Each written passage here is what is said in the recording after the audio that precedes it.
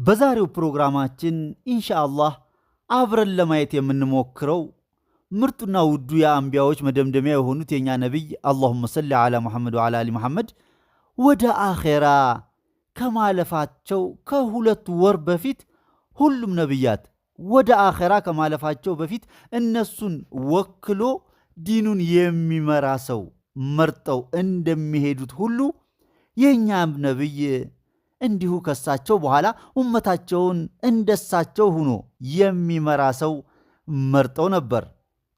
ያ በአላህና በመልእክተኛው የተመረጠው ሰው ማን ነው የሚለውን ከጊዜ አንጻር ታሪኩን አጠር አርገን ለማየት እንሞክራለን። ዝርዝር ሁኔታውን የሚፈልግ ሰው ካለ በዩቲዩብ ላይ ነብዩ መሐመድ ኸሊፋ አድርገው የሾሙት አልይን ነው ብሎ በመጻፍ ከዛሬ በትንሹ ከአንድ ዓመት በፊት ይመስለኛል ለአንድ ሰዓት ያክል በሶስት ፕሮግራሞች ከፋፍዬ የለቀኩትን ሂዶ ማየት ይችላል። ዛሬ ግን በወፍ በረር ሃይላይት የሆነውን እይታ እነሆ ልላችሁ ወደድኩኝ። የአላህ መልእክተኛ የሆኑት ሙሐመድ ሰለላሁ ዐለይሂ ወአሊህ የመሰናበቻዋን ሐጅ አድርገው ወደ መዲና ሲመለሱ በመንገድ ላይ እያሉ እንዲህ የሚል የቁርአን አንቀጽ ወረደ። ያ አዩሃ ረሱል በሊግ ማ ኡንዚለ ኢለይከ ሚን ረቢክ ወኢን ለም ተፍዓል ፈማ በለግተ ሪሳለተህ ወላሁ ያዕሲሙከ ሚን ናስ። ሱረቱል ማኢዳ ቁጥር 67 ላይ ትርጉሙም አንተ መልእክተኛ ሆይ ከጌታህ ወደ አንተ የተወረደውን አድርስ፣ ባትሰራም መልእክቱን አላደረስክም፣ አላህ ከሰዎች ይጠብቀሃል፣ አላህ ከሃዲ ህዝቦችን አያቀናምና ይላል። ኻቲመል አንቢያ የሆኑት የኛ ነብይም ይህ የቁርአን አንቀጽ በወረደ ጊዜ ገዲር ኹም የተባለ ቦታ ላይ እንደ መድረክ ያለ ከፍ ያለ ነገር እንዲሰራላቸው ሷሃቦቻቸውን አዘዙ። ሷሃቦቹም ትዕዛዙን ተቀብለው ከግመልና ከፈርስ ኮርቻ ከድንጋይና እንጨት የተዋቀረ እንደ መድረክ ከፍ ያለ ነገር ሰሩ። የኛ ውዱ ነቢይ ሙሐመድም ሰለላሁ ዐለይሂ ወአሊህ በተሰራላቸው መድረክ ላይ ወጥተው እንዲህ ሲሉ ንግግር አረጉ። ቢስሚላሂ ራሕማን ራሒም አልሐምዱሊላሂ ረቢል ዓለሚን ብለው ፈጣሪያቸውን ካመሰገኑ በኋላ ከመድረኩ በታች በዙሪያቸው የከበባቸውን ከ124 ሺህ በላይ ሷሃባ እንዲህ ሲሉ ጥያቄ ያቀረቡለት። እኔ በነፍሳችሁ በገንዘባችሁም በቤተሰቦቻችሁም ላይ አዛዣችሁና አለቃችሁ አይደለሁምን አሉ። ሷሃባውም ሁሉ በአንድ ድምፅ እንዴታ አዎ ኖት እንጂ ሲል በራሱ ላይ መሰከረ፣ መለሰም። መልእክተኛውም ጥያቄያቸውን ቀጠሉ። እኔ ከፈጣሪ የመጣልኝን አስተምሮ በአግባቡ ወደ እናንተ አላደረስኩምን አሉ። ሷሃቦችም በአንድ ድምፅ እንዴታ በሚገባ አድርሰዋል እንጂ በማለት መለሱ። ረሱላችንም የተለያዩ ጥያቄዎችን ከጠየቁ በኋላና ሷሃቦቻቸውን በአንደበታቸው ካስመሰከሩ በኋላ አሊ ቢን አቢ ጣሊብን ወደ መድረክ እንዲወጣ ካደረጉ በኋላ በቀኝ እጃቸው ግራ እጁን ይዘው ከፍ ካደረጉት በኋላ እንዲህ አሉ። እኔ አለቃው ኃላፊው የሆንኩት ሁሉ ይህ ሰው ከኔ በኋላ አለቃውና ኃላፊው ነው ብለው ካስተዋወቁ በኋላ ከመድረክ ወርደው እያንዳንዱ ሙስሊም ወደ አልይ በመምጣት እሳቸው ፊት ቁሞ ቃል ኪዳን እንዲገባለት አደረጉት ይላሉ። በዚህም የቃል ኪዳን ስነ ስርዓት መጀመሪያ ወደ አልይ መጥተው አንተ ከረሱላችን በኋላ አለቃችን ኸሊፋቸው ነህ ብለው ቃል ኪዳን የገቡት አቡበከርና ዑመር ነበሩ ይላሉ። በርካታ የቁርአን ሙፈሲሮችና የሐዲስና የታሪክ ዘጋቢዎቻችን ከነዚህም ውስጥ ጥቂቶቹን እነሆ ልላችሁ ወደድኩ። ሙስነድ አሕመድ ቢን ሐንበል በአራተኛው ሙጀለድ ገጽ 281፣ ኢብን አቢ ሸይባ በሙሰነፋቸው በሰባተኛው ሙጀለድ ገጽ 503፣ ከንዙል ዑማል በ13ኛው ሙጀለድ ገጽ 134 ላይ፣ አራዚ በተፍሲሩል ኩብራ በ12ኛው ሙጀለድ ገጽ 2ና ገጽ 49 ላይ፣ ሰዕለቢ በተፍሲሩ በአራተኛው ሙጀለድ ገጽ 92 ላይ፣ ታሪክ መዲነቱ ዲመሽቅ በ42ኛው ሙጀለድ ገጽ 220 ላይ፣ ዘሃቢ በታሪኩል ኢስላም በ3ኛው ሙጀለድ ገጽ 632 ላይ፣ አልቢዳያ ወኒሃያ በ5ኛው ሙጀለድ ገጽ 220 29 ላይ እና በዚሁ ኪታብ በሰባተኛው ጀልድ ገጽ 386 ላይ ኸዋሪዝሚ በመናቂብ ዓሊ ቢን አቢ ጣሊብ ኪታባቸው ገጽ 156 ላይ ኢብን ከሲር በሲረቱ ነበዊያ ኪታባቸው በአራተኛው ጀልድ ገጽ 418 ላይ የናቢዑል ሙወዳህ በአንደኛው ጀልድ ገጽ 98 ላይ 101 ላይ 158 ላይ በዚሁ ኪታብ በሁለተኛው ጀልድ ገጽ 249 ላይ 285 ላይ ጀዋሂሩል መጣሊብ በአንደኛው ጀልድ ገጽ 84 ላይ ተንቢሁል ጋፊሊን ገጽ 64 እና 65 ላይ ዘኻኢሩል ዓቀባህ ገጽ 67 ላይ ኒዘሙ ዱረሩ ሲምጠይን ገጽ 109 ላይ መናቂብ ዓሊ አቡ ጣሊብ በሁለተኛው ጀልድ ገጽ 236 እና 237 ላይ ኢብን በጥሪቅ በዑምዳው ገጽ 92 96 106 170 195 ላይ አጠራኢፍ ፊ ማዕሪፈቱ መዛሂቡ ጠራኢፍ ገጽ 146 ላይ 147 ላይ 150 ላይ አልኢክማል ፊ አስማኡ ሪጃል ገጽ 25 ላይ ታሪክ ባግዳዲ በስምንተኛው ጀልድ ገጽ 290 ላይ ሲራ አዕላሙ ኑበላ በ19ኛው ጀልድ ገጽ 328 ላይ ከሽፉል የቂን በገጽ 208 እና 250 ላይ ከንዙል ፈዋኢድ ገጽ 232 ላይ ኢዕላሙ ወራ በአንደኛው ጀልድ ገጽ 262 ላይ እና በ329 ላይ ረውደቱል ዋዒዚን ገጽ 350 ላይ አልሚዕያር ወልመዋዘና ገጽ 212 ላይ ሸዋሂዱ ተንዚል በአንደኛው ጀልድ ገጽ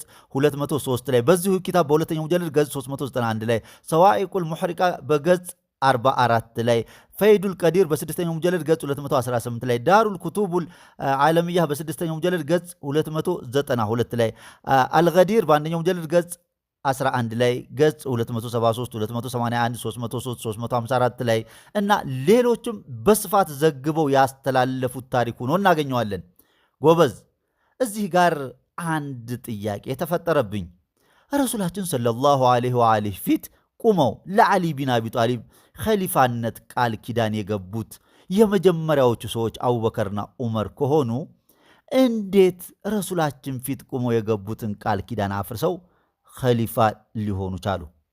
ሌላው ጥያቄ ደግሞ የአህለል ቤት ተከታዮች ወይንም ሺዓዎች የረሱሉ ህጋዊ ኸሊፋ ዓልይ ነው ብለው ሲናገሩ ስንሰማ አይ ህጋዊ ኸሊፋማ አቡበከር ነው እያልን ስንጣላ ዑለሞቻችን፣ ኡስታዞቻችን፣ መሻይኾቻችን ዝም ብለው ሲመለከቱን የነበረው ሌላው ቢቀር ተው ተሳስታችኋል ያላሉን እስካሁን ካቀረብኩላችሁ የኪታብ ማስረጃዎች አንዱን እንኳን አላነበቡትም ማለት ነው። ይሄ ከሆነ ዓሊምነታቸው ጥያቄ ውስጥ ይገባል ወይ ጀርባቸው መጠናት አለበት እላለሁ። እናንተ ምን ትላላችሁ? በነገራችን ላይ ውዱና ምርጡ የኛ ነቢይ በዚህ የገዲር ኹም ኹጥባቸው ላይ ሌላኛው ያስተላለፉት መልእክት ከሳቸው በኋላ ኡመታቸው ወደ ጥመት እንዳይመለስ ወይንም እንዳይገባ ዘንድ ሁለት ነገሮችን አጥብቆ መያዝ እንዳለበት ነው። እነዚህም አጥብቀን እንድንይዛቸው የታዘዝናቸው ሁለት ነገሮች አንደኛው የአላህ ቁርአን ሲሆን ሁለተኛው ቁርአንን እንደሳቸው ሁነው ያብራሩልን ዘንድ አህለል ቤታቸውን ነው። እኒህም አህለል ቤቴ ያሏቸው ዓሊይ፣ ፋጢማ፣ ሐሰንና ሁሴን ናቸው ብለው ተናገሩ። ይህንንም የረሱላችንን ንግግር በርካታ የቁርአን ሙፈሲሮች፣ ሙሐዲሶችና የታሪክ ዘጋቢዎቻችን ዘግበው ያስተላልፉልን ሲሆን ከነዚህም ዘጋቢያን መካከል ጥቂቶቹን እነሆ ልላችሁ ወደድኩ። በሶሒህ ሙስሊም ኪታብ ባብ ፈዳኢሉ ዓሊይ ቢን አቢ ጣሊብ በሚለው ክፍል ውስጥ እንዲሁ በሱነኑ ትርሚዚ በመናቂብ አህሉል ቤት ነቢ በሚለው ክፍል ውስጥ ሰቢሉል ሁዳ ወረሻድ በ11ኛው ሙጀለድ ገጽ 6 ላይ የናቢዑል ሙወዳህ በአንደኛው ሙጀለድ ገጽ 99 ላይ 109 ላይ እና 125 ላይ ኢምታዑል አስማዕ በስድስተኛው ሙጀለድ ገጽ 4 ላይ ተፍሲር ቁርአኑል ዓዚም በአራተኛው ሙጀለድ ገጽ 123 ላይ ሙዕጀሙል አውሰጥ በአምስተኛው ሙጀለድ ገጽ 89 ላይ ሙዕጀሙል ከቢር በሶስተኛው ሙጀለድ ገጽ 66 ላይ ነዘሙ ዱረሩ ሲምጠይን ገጽ 232 ላይ ከንዙል ዑማል በአንደኛው ሙጀለድ ገጽ 48 ላይ እና ኢማም አሕመድን ጨምሮ ከ30 በላይ ዘጋቢያን ይህንን ሐዲስ በሙተዋቲርና በሶሒህነት ደረጃ ያስተላለፉት ሐዲስ ሆኖ እናገኘዋለን። እንደ ቅድሙ ሁሉ አሁንም አንድ ጥያቄ ተፈጠረብኝ። ሺዓዎች ወይንም የአህለል ቤት ተከታዮች እኛ የምንከተለው ቁርአንና አህለል ቤታቸውን ነው ሲሉ፣ እኛ ሱኒዎች ደግሞ ከየት አምጥታችሁት ነው? ረሱላችን የተውልን ቁርአንና ሱና ነው እያል እነሱን እንደ ካፊር ወይንም ከመንገድ እንደ ሳቱ አድርገን ስናያቸው አልፎ ተርፎም በየሚዲያው የተለያዩ ነጠላ ዜማዎችን መጥፎ ቃላቶችን ስንዘነዝርባቸው ዝም ያሉት ለምንድን ነው? እንግዲህ እስካሁን እንደተመለከትነው በኩቱበ ሲታም ይሁን ከዛ ውጭ ባሉ የሐዲስም የታሪክም የቁርአን ሙፈሲሮቻችን ሁሉ ዘግበው ያስተላለፉት ቁርአንና አህለል በይቴን የሚል ሐዲስ ሆኖ እያለ ለምንድን ነው በውሸት ላይ የተመሰረተውን ሐዲስ ጆሮአችን እስኪደማ በየሚዲያው በየጁምዓ ኹጥባው ሲነገረን የኖረው? በነገራችን ላይ ይሄ ቁርአንና ሱና ወይንም ቁርአንና ሐዲስ ትቼላችኋለሁ የሚለውን ሐዲስ እኔ ባደረግኩት ጥናት ወደ 3 ዘገባዎችን አግኝቻለሁኝ። ከሶስቱም ላይ ደግሞ ወስደው ሌሎቹ ያስተላለፉትን አጠቃላይ ወደ 6 ዘገባዎች አግኝቻለሁኝ። በጣም የሚገርማችሁ ነገር ሁሉም የሐዲስ አጥኚዎች ወይንም ሪጃሎች ضعيف ነው ብለው 4 ነጥብ ያስቀመጡበት ጉዳይ ነው። በተቃራኒው ደግሞ ይሄንን ቁርአንና አህለል በይቴን የሚለውን ሐዲስ ሁሉም ሪጃሎች የሐዲስ አጥኚዎች ሶሒህ ነው ብሎም ሙተዋቲር ነው ብለው በ4 ነጥብ ያስቀመጡበት ጉዳይ ነው። እኔን ግርም የሚለኝ ዑለሞቻችን፣ ኡስታዞቻችን፣ መሻይኾቻችንና ዱዓቶቻችን ሶሒሁን ሐዲስ ጥለው ضعيፉን በየሚንበሩና በየሚዲያው ማራገባቸው ሚስጥሩ ምን ይሆን? እኒህ ሰዎች ነገ አላህ ፊት ቀርበው ለሚጠየቁት ጥያቄ መልሳቸው ምን ይሆን?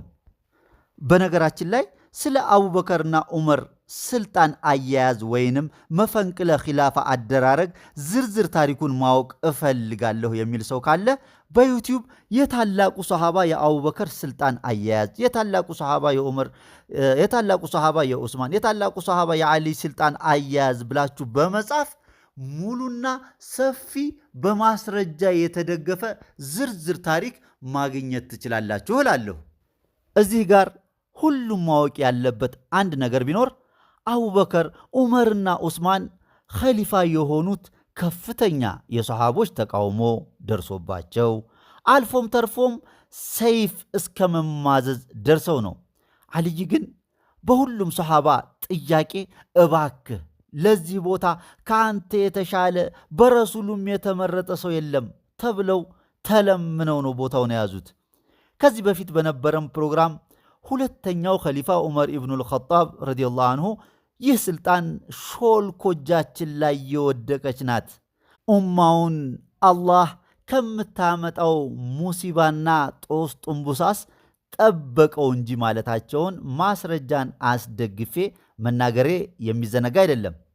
እናም አሚሩል ሙእሚኒን ዓሊ ቢን አቢ ጣሊብ ዓለይሂ ሰላም የአላህ መልእክተኛ የሆኑት ሙሐመድ ሰለላሁ ዐለይሂ ወአሊህ የሰጡት የኸሊፋነት ስልጣን በአቡበከርና ዑመር በተደረገበት መፈንቅለ ኺላፋ ተነጥቆ ለ25 ዓመታት በቤታቸው ተቀምጠው ጊዜው ሲደርስ አላህ ብሎት መልእክተኛው የሰጡት ህዝቡን የመምራት ኃላፊነት ተመልሶ በእጃቸው ገባ። ታዲያ ምን ያደርጋል? 3ቱ ኸሊፎች አቡበከር፣ ዑመርና ዑስማን ባስተዳደሩበት 25 ዓመታት ውስጥ ህዝበ ሙስሊሙ እጅግ ሲበዛ መንገድ ለቆ ነበር ይባላል። ለዚህም አንዱ ማረጋገጫው ኢማም ዓሊ ከረመላሁ ወጅሃሁ ኸሊፋ ሲሆኑ በርካታ ህገወጥ ጥያቄዎች ተጠይቀው ነበር። ከነዚህም ጥያቄዎች መካከል አንዱ እንዴት ቁረይሽ ከሌላው ህብረተሰብ እኩል ትታያለች የሚል ነበር። በዚህና መሰል ህገወጥ ጥያቄዎች የተነሳ እናታችን አይሻ ረዲየላሁ አንሃ፣ ጦልሃና ዙበይር እንዲሁም ሙዓውያ ቢን አቢ ሱፊያንን ጨምሮ በርካታ ሰሃቦች ከፍተኛ ፍጥጫ ውስጥ ከሙስሊሞች ኸሊፋ ከዓሊ ቢን አቢ ጣሊብ ከረመላሁ ወጅሃሁ ጋር ገብተው ነበር። ይህም ፍጥጫ የኋላ ኋላ ወደ ጦርነት አምርቶ በመቶ ሺዎች የሚቆጠሩ ሙስሊሞች ደማቸው ሊፈስ ችሏል። ኢስላማዊውን ኸሊፋ ምንም አይነት ጥያቄ ቢይዙ ወደ ጦርነት አምርተው ለዚህ ሁላ ሙስሊም ህብረተሰብ ደም መፍሰስ ምክንያት የሆኑትን ሰዎች አላህ ይዘንላቸው ከማለት ውጭ ሌላ ምን ይባላል?